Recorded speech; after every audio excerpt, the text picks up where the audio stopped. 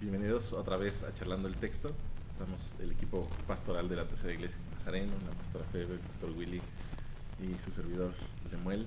Y estamos ahora en el domingo número... ¿Qué domingo es? Quinto domingo. Quinto domingo de Cuaresma. Ya, el quinto.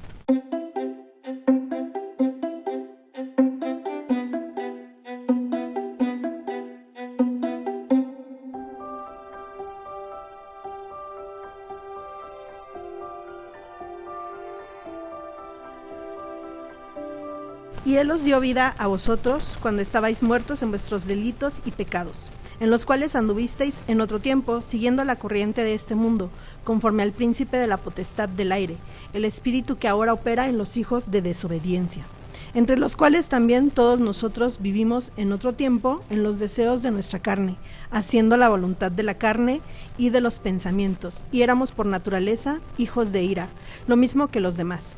Pero Dios, que es rico en misericordia, por su gran amor con que nos amó, aun estando nosotros muertos en pecados, nos dio vida juntamente con Cristo. Por gracia sois salvos. Y juntamente con Él nos resucitó, y asimismo nos hizo sentar en los lugares celestiales con Cristo Jesús, para mostrar en los siglos venideros las abundantes riquezas de su gracia en su bondad para con nosotros en Cristo Jesús. Porque por gracia sois salvos por medio de la fe, y esto no de vosotros, pues es don de Dios. No por obras para que nadie se gloríe, porque somos hechura suya, creados en Cristo Jesús para buenas obras, las cuales Dios preparó de antemano para que anduviésemos en ellas. Amén. Cuando dice esta parte de que Cristo murió, me queda pensando esa parte, ¿no? Otra vez, el hecho de que Él en su muerte obviamente nos da la vida, pero qué fuerte es esa parte de un Dios que se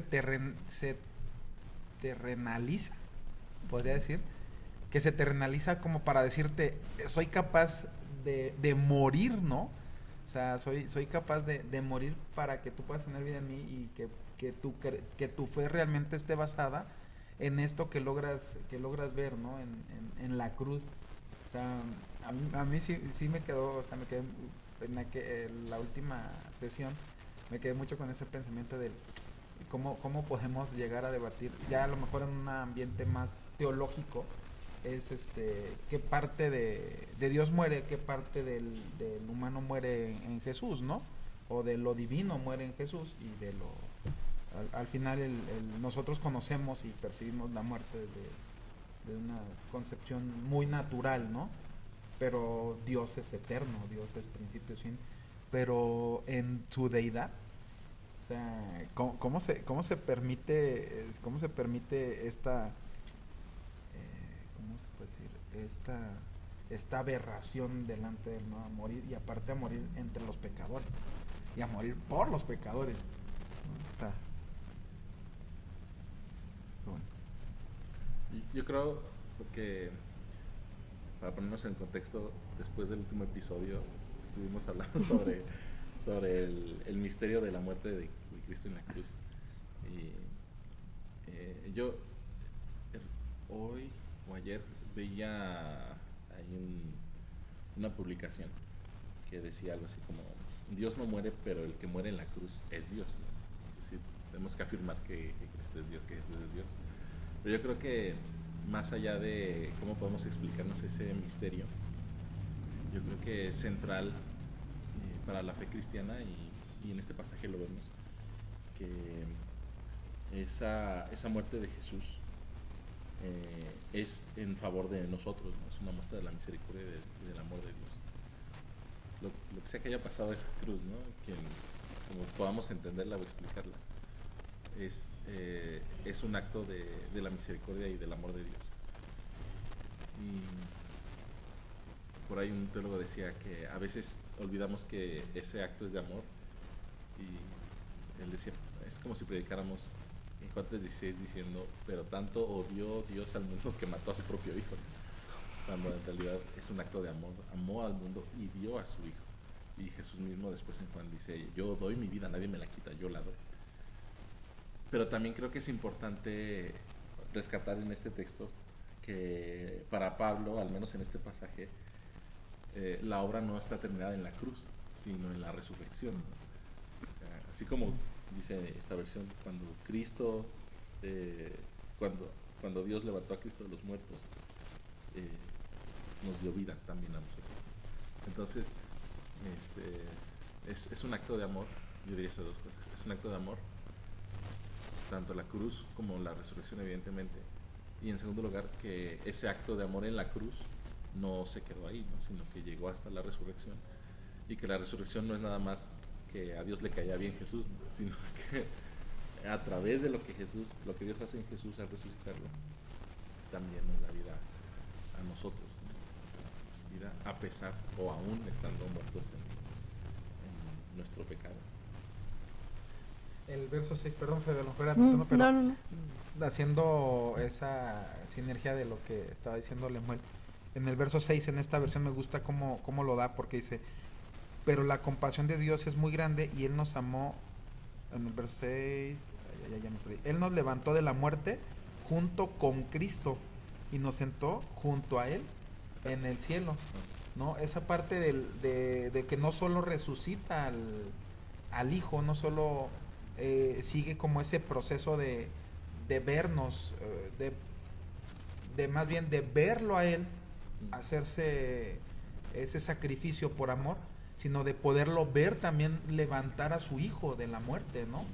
O sea, creo que eso nos da también a nosotros decir, si ama a la humanidad, que fue capaz de entregar a su Hijo por amor, pero no queda ahí, no es como voy a entregar a mi hijo y que muera, ¿no? O sea, porque ahí podría haber acabado el asunto, ¿no? De murió el Hijo de Dios y se acabó, sino que Dios va por su Hijo también, ¿no? O sea, ¿sabes qué? O sea, ya lo hiciste, cumpliste la misión, pero voy yo, ¿no? O sea, voy por ti, peleo por ti, salgo por ti. ¿Por qué? Porque lo que quiero es que los que vienen a creer en mí, por tu causa, por tu testimonio, por lo que has hecho, por ese sacrificio, entonces logren entender o logremos entender que precisamente esta es la pauta de Dios, es yo los resucité, los puedo resucitar a ustedes. Esta es la esperanza, ¿no? En esta resurrección. No solo en que vamos a morir, porque al final, vuelvo al punto, ¿no? Yo creo que tenemos muy clara la muerte nosotros. O sea, que sabemos que nuestra vida es finita, tiene un principio, tiene un fin. Sin embargo, ahí es la parte en lo que nosotros creemos en el poder de Dios, quien comparte ese atributo con nosotros, ¿no? Después de esta vida, esa parte de eternidad con Él. Nos cuesta trabajo, pero eso es lo que está haciendo, ¿no? O sea, el hecho de esto finito, pero después viene esta parte eterna, ¿no? Así como su Hijo ahora en la eternidad. Yo no sé si tenemos tan clara esta parte de la muerte, en el sentido, porque vamos a encontrar una amonestación constante en el Nuevo Testamento a tener presente o tener claro todo este proceso, ¿no? Como la obra de Dios no solamente implica o sea, es mucho más profundo que ese momento en la cruz, ¿no? Viene este tiempo de resurrección y entonces nos habla de esa vida que aquí menciona Pablo precisamente para mostrar en los siglos venideros las abundancias, riquezas de su gloria, de su gracia en su bondad para con nosotros en Cristo Jesús. Y hay una exhortación constante, una amonestación constante a hacer tesoros en el cielo. O sea, no es como evadir nuestra realidad o decir que lo que estamos haciendo aquí no importa, sino que hay algo más allá de ese momento, de ese proceso. Y me gusta cómo el apóstol hace este énfasis de la profundidad de nuestra muerte espiritual, al decir andaban en otras cosas, hijos de otra cosa, y diciendo hijos de ira, hijos de desobediencia. Después se suma a esta descripción, nosotros vivimos en otro tiempo, en los deseos de nuestra carne, haciendo la voluntad de la carne. O sea, es tan profundo que no hay una manera en que nosotros mismos podamos salir de eso. Pero necesitamos estar conscientes de esa parte, necesitamos reconocer para que venga ese arrepentimiento que es para bien, y concluye diciendo, ¿no? Porque fueron creados en Cristo Jesús para buenas obras. O sea, no es, muchas veces tenemos frases como esa, ¿no? De, bueno, es que es de humanos. ¿no? Está en mi naturaleza. Y aquí veo el énfasis que Dios nos creó, quizá porque es un énfasis que estamos tomando también nosotros como parte de la JNI. Dios nos creó, pero nos crea para buenas obras, ¿no? Y es reconocer que es el pecado que viene a corromper todo esto, y por eso Dios interviene, y aquí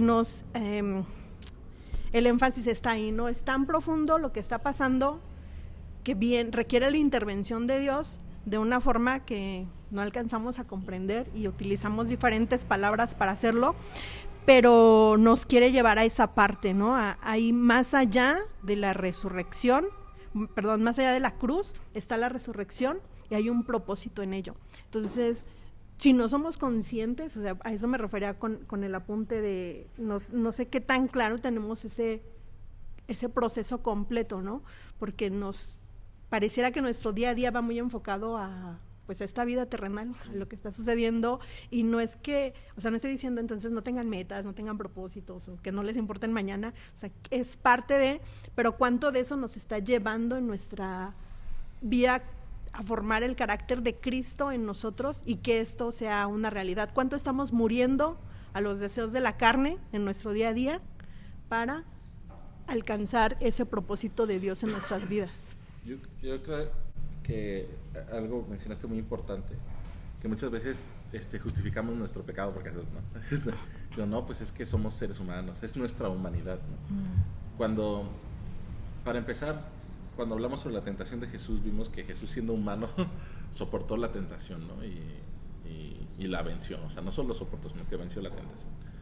Pero en segundo lugar, como que nos quedamos como cortos en la historia de la humanidad, ¿verdad? Porque la humanidad no empieza con Génesis 3 en el pecado, sino empieza en Génesis 1, hechos a la imagen y semejanza de Dios. Entonces, cuando decimos, es que soy así o cometo este pecado, porque es mi humanidad, estamos como falsificando lo que es la humanidad verdadera. La humanidad verdadera no es la de Génesis 3, la humanidad verdadera es la de Génesis 1.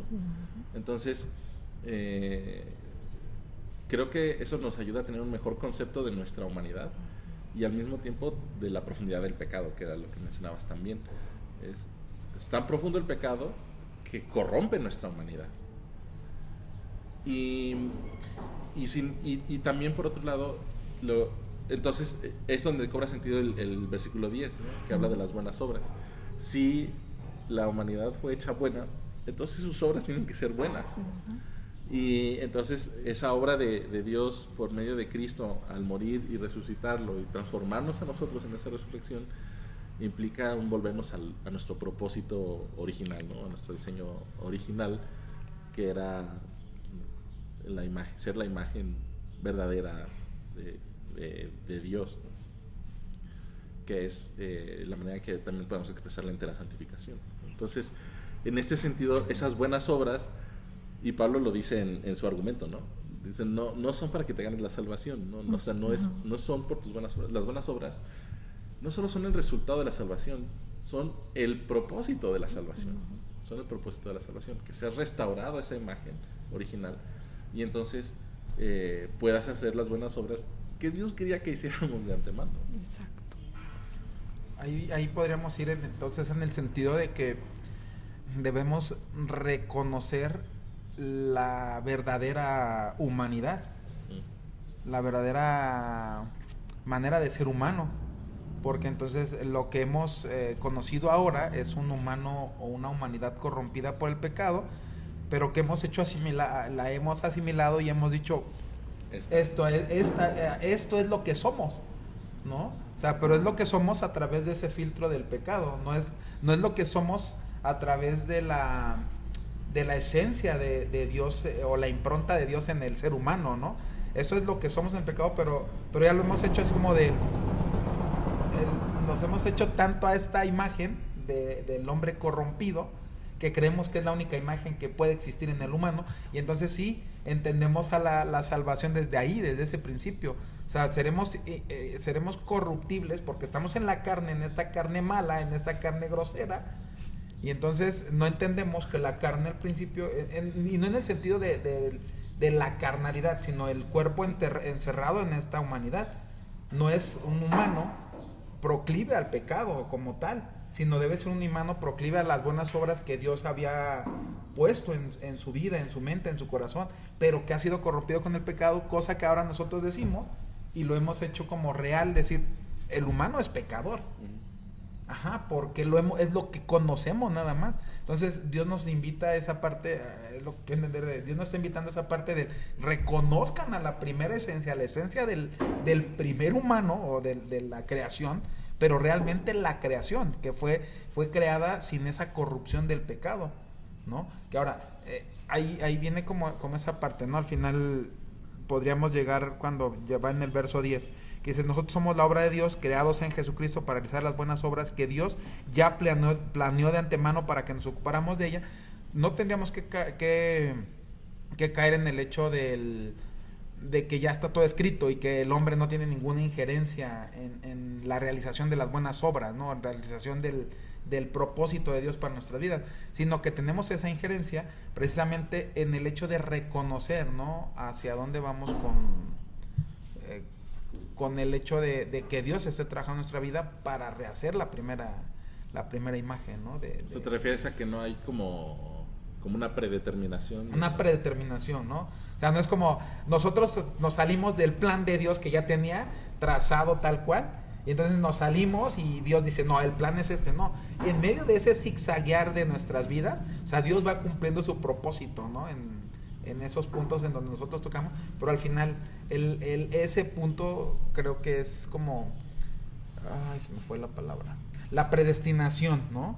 O sea, yo creo que no es como el tema en este verso, porque yo he escuchado a gente que dice, no, es que Dios ya tiene las cosas planeadas y no se va a salir, y yo creo que tenemos que tener cuidado en ese sentido, porque al final las cosas buenas son planeadas desde el Génesis 1, como bien mencionaban. O sea, a esas son las cosas que hace referencia, ¿no? El hecho de, esta es la humanidad, hacia esto quiero, esta es la impronta de Dios, esta es la imagen y semejanza para ello. Ahora, nos hemos desviado, sí, pero eso no significa que entonces Dios rompió su cuaderno y dijo, ahora voy a reescribir la historia y voy a ir basándome en el zigzagueo de la vida de los humanos, ¿no? O sea, él sigue reescribiendo esa historia y tomando en cuenta todo los posibles las respuestas, ¿no? Bueno, yo creo que porque a mí me parece que Pablo constantemente tiene en su mente Génesis 1, 2 y 3. O sea, cuando vemos el corpus paulino, siempre resalta esa idea de la creación, Génesis 1, 2 y 3. Y después Éxodo. Pero yo creo, por ejemplo, lo que mencionabas, Willy, aquí, ¿no? Que dice, Dios preparó de antemano esas buenas obras de Génesis 1, 26 al 28, ¿no? Llenen la tierra, gobiernenla, sojúzguenla, ¿no? No te está diciendo, tienes que hacer esto, ¿no? Sino que dice Dios, este es el plan, ¿no? Esa es la idea general, ¿no? Uh-huh. Están llamados a participar en él. El problema, pues, es que el ser humano hizo lo que se le dio la gana, ¿no? Pero ese plan original de Dios sigue siendo el mismo para la humanidad, ¿no? Ese gobierno sabio a la imagen de Dios sobre la creación. ¿Cómo lo vivimos ahora en nuestro contexto actual, ¿no? Siendo una humanidad transformada por medio de la resurrección de Cristo? Eso ya nos toca a cada uno de nosotros resolverlo, ¿no? Hablabas de JNI y creo que una de las luchas, no sé todavía, pero al menos en mi juventud de los jóvenes es ¿cuál es mi propósito en la vida, no? Y queremos que Dios venga y nos diga, yo te creé porque, mira, fíjate que estaba pensando que podemos hacer tal cosa, ¿no? Y entonces, ¿qué tal si le entras acá, no? Y difícilmente vamos a encontrar así, ¿no? El plan de Dios para tu vida es hacer esto específico, ¿no? Hay una vocación, pero aún en la vocación, o sea, realmente Dios no te dice A, B, C, D, ¿no? ¿Qué? Obviamente a cada momento vamos buscando la dirección del Señor, lo que decía Willy, ¿no? Y el Señor va dándonos conforme respondemos a su dirección, va dándonos iluminación, ¿no? Pero sí está esa participación, ¿no? de Dios con nosotros en lograr ese objetivo de Dios, ese plan, ¿no? Ese proyecto de Dios para el mundo. Y entonces pero no podemos hacerlo si antes no pasamos por el reconocimiento de nuestro pecado y de la necesidad de Dios, y antes si no pasamos por la gracia de Dios que da a su Hijo primero y que muere y que resucita, y entonces nosotros por la fe en Él, entonces ahora sí ya podemos ser esa nueva humanidad, o esa humanidad regenerada, ¿no? Que es el término que usamos. Y son las buenas noticias, ¿no?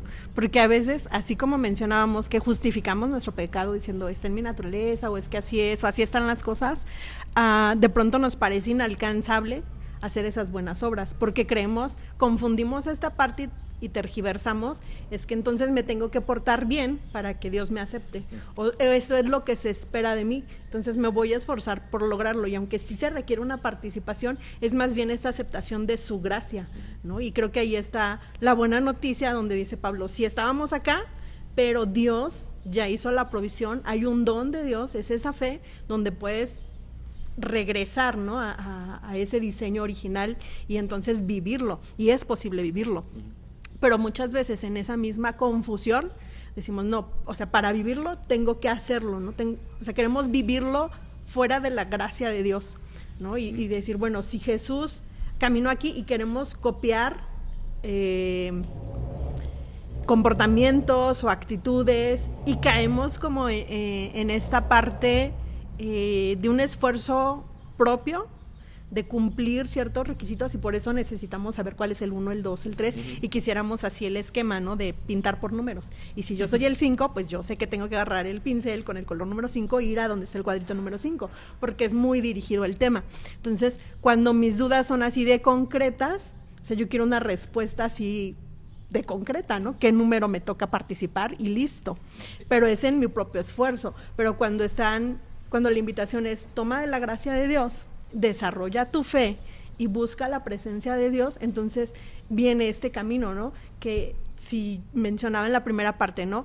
Si bien a veces perdemos de vista ese propósito eterno para el cual Él nos ha creado o donde nos está llevando, si bien lo perdemos de vista, también el proceso, o sea, el caminar con Él, el buscar de su presencia, y a veces queremos llegar tanto al resultado que nos olvidamos de ese camino de gracia que Él nos está invitando a participar en nuestro día a día, y que creo que aquí cuando Pablo hace esa mención, me llama la atención, ¿no? Como les dice, ustedes eran, lo dice, y nosotros también fuimos, o sea, también estábamos ahí, ¿no? Pero es posible, ¿no? O sea, como a modo de testimonio, es decir, sí es posible vivir de forma diferente cuando tomas de su gracia. Entonces, creo que ahí o sea, no que sea un secreto, pero ahí está la diferencia, ¿no? Es como la llave, es decir, no es en tu esfuerzo, sino tomando de la misma gracia que Dios ya ha provisto para nosotros. Y ahí tal vez viene esa parte cuando ahorita que mencionas, Febe, cuando dice Pablo, ya no hay judío, ya no hay griego, ¿no? Porque todos somos uno. Creo que también en esa parte nos pone a todos en la misma bandeja, ¿no? Ya no nos pone como en el número 5, en el 1, sino todos estamos como para ese servicio y buscando todos el propósito de Dios para nuestras vidas. Ya no es así como búscalo de manera aislada, sino todos estamos como, podemos servir de alguna manera en el propósito de Dios, y es lo que hay que descubrir de manera en comunidad, ¿no? Pero también de manera personal. La sesión pasada fue algo que se decía, ¿no? O sea, o que se iba a platicar en el sentido del qué tanto contribuimos para que también la comunidad encuentre ese propósito, pero qué tanto también la comunidad contribuye para nosotros a encontrar también el propósito, también encontrarnos con Dios en ese sentido. Y creo que llegamos siempre a este tema, ¿no? Y el verso 8 y 9 lo dicen muy bien, ¿no? O sea, si ustedes fueron salvos gracias a la generosidad de Dios, porque tuvieron fe, no se salvaron a sí mismos, su salvación fue un regalo de Dios. La salvación no es algo que ustedes hayan conseguido, pues nadie puede decirse que se salvó a sí mismo. O sea, ese es un punto que nos deja muy en claro. No dice, y lo decía muy bien Febe, o sea, hay un esfuerzo que tenemos que hacer, pero el esfuerzo no es lo que Dios quiere de nosotros. O sea, porque cuando nosotros nos esforzamos sabemos qué nos merecemos por nuestro esfuerzo. O sea, me esforcé suficiente para sacar la buena nota, me esforcé suficiente para ser un buen jugador, me esforcé suficiente para esto me esfuerzo. Y entonces el resultado de mi esfuerzo es algo que yo ya tengo, que yo ya puedo anticipar. Pero en este sentido, por mucho que me esfuerce, la salvación no la puedo obtener por un esfuerzo, ¿no? Entonces ahí es muy interesante cómo podríamos empezarlo a definir la gracia, y no a partir de nuestro esfuerzo, porque creo que hemos definido la gracia a partir de nuestro esfuerzo. Es las buenas obras te dan el resultado para obtención de la fe, y entonces ser merecedor de la gracia, ¿no? Y volvemos al punto, ¿no? Es la gracia que recibes, te hace esa transformación, ese cambio, ese reconocer que tu carnalidad o que tu humanidad está en pecado, que está descompuesta, que está deteriorada y que necesita regresar al creador de esa humanidad para que vuelva a reconstruirla y te haga conforme a su imagen y semejanza, como al principio. Y entonces sí, el esfuerzo que vas a hacer te va a llevar todas esas buenas obras, ¿no? Pero no vas a esforzarte por tener las buenas obras, sino eso es lo que yo creo. Muy bien. ¿Alguna conclusión, algo que quieran cerrar? Yo me quedo con la idea de la humanidad, ¿no? Que al final de cuentas la salvación consiste, al menos en parte, en esa renovación de la humanidad, ¿no? Que la historia de la humanidad no empieza con nuestro pecado, sino empieza con la imagen de Dios en nosotros, y que en esa obra de Cristo, o por medio de la obra de Cristo, Dios nos transforma y nos vuelve a hacer esa humanidad, para que entonces podamos hacer lo que Dios quería que hiciéramos desde el inicio. Yo me quedaría con la parte que, aunque estamos en ese camino a Semana Mayor, al tiempo de crucifixión, pues no perdamos el horizonte en reconocer que está la resurrección ahí presente, ¿no? Y es donde cierra, por así decirlo, si podemos usar el término, es el proceso, ¿no? Entonces no es, o sea, si es su amor derramado en ese sacrificio, pero ahí esa restauración, precisamente, ¿no? Para tomar a su humanidad y que podamos hacer esas buenas obras para las que hemos sido creados. Me ganaron los dos cierres. Y es verdad, porque cuando lo dijo, dije, bueno, voy a ir al texto que él nos resucita, ¿no? Con Jesús.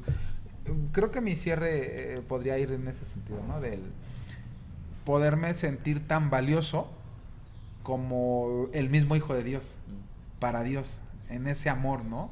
O sea, no me pongo al nivel del Hijo de Dios, no me pongo al nivel de Jesús, pero sí en la valía, ¿no? De que Dios va por su Hijo para mostrarme la manera en la que puede amarme también a mí, ¿no? Porque es muy claro cuando Él nos levanta de la muerte junto con Cristo. Entonces, no es como que hace esa diferencia de su amor, mi amor por el Hijo, que entendemos, o sea, que damos por entendido de que es un amor invaluable, pero también su amor por mí es tan invaluable que me da esa participación con su Hijo, ¿no? O sea, no es como de, ok, ya de paso vengo no es junto con su Hijo, no es, o sea, voy por mi Hijo y el que se le pegue está salvo, ¿no? Es, voy por mi Hijo y por ustedes, ¿no? Entonces, para mí esa valía me da mucho, ¿no? O sea, me ha dado mucho ¿por qué? Pues porque al final volvemos al tema. No merecemos el amor de Dios, pero es su amor, de ese tamaño es su amor. Bien, pues esa es la conclusión a la que llegamos, y nos vemos la siguiente semana.